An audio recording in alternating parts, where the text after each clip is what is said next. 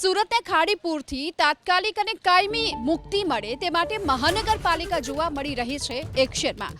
188 kilometre પૈકી 180 kilometre ખાડીનો drone સર્વે પૂરો કરવામાં આવ્યો છે। ખાડીઓ પહોળી કરવા અને પાણીને ડાયવર્ટ કરવા માટે નક્કર આયોજન। વરાછાની ખાડીનું પાણી ફ્લડગેટથી તાપીમાં ઠાલવવા માટેનો વિકલ્પ તૈયાર કરી દેવાયો છે। અલથાણ બ્રિજની ડાઉનસ્ટ્રીમમાં પણ ખાડી પહોળી કરવાની કામગીરી શરૂ છે।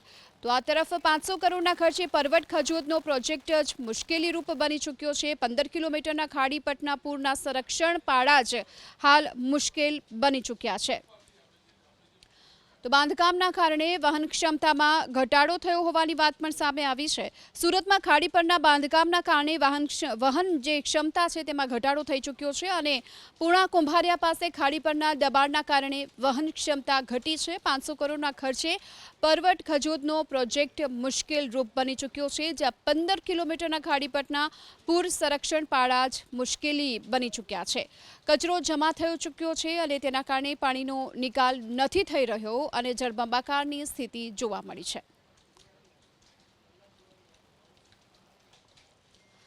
તો આ તરફ હવે જ્યારે આ પ્રકારની મુશ્કેલીઓ છે, પરંતુ તેની વચ્ચે હવે ખાડીપુરથી સુરતને કાયમી માટે મુક્તિ મળે તે માટે પણ મહાનગરપાલિકા જોવા મળી રહી છે એક્શનમાં, કારણ કે 188 કિલોમીટર પૈકીના 180 કિલોમીટર ખાડીનો ડ્રોન સર્વે પૂરો થઈ ચૂક્યો છે અને ખાડીઓને પહોળી કરવા માટે અને પાણીને ડાયવર્ટ કરવા માટે નક્કર આયોજન કરાયું છે।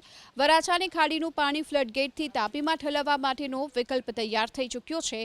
અલથાણ બ્રિજની ડાઉનસ્ટ્રીમમાં પણ ખાડી પહોળી કરવાની કામગીરી શરૂ કરાઈ। એજન્સીને કામગીરીની પ્રગતિનો રિપોર્ટ દર અઠવાડિયે ખાડીપુર નિવારણ સમિતિ સમક્ષ રજૂ કરવા માટેની સૂચના આપવામાં આવી છે। તો તેની સાથે જ વોર્ડ નંબર 18ના કોર્પોરેટર ખાડીપુરની સમસ્યાને લઈ રજૂઆત કરવા માટે મ્યુનિસિપલ કમિશનર સમક્ષ પહોંચ્યા, જ્યાં કોર્પોરેટરોએ માંગ કરી કે આશીર્વાદ માર્કેટથી આઉટર રિંગ રોડ સુધીની જે કાચી ખાડી છે તેને બંને તરફથી બાંધી અને દિવાલ ઊભી કરવામાં આવે, જેથી કરીને આ ખાડી ઓવરફ્લો ન થાય અને 25 દિવસમાં કુલ 3 વખત સુરતમાં ખાડીપુર આવતા તબાહી મચી હતી।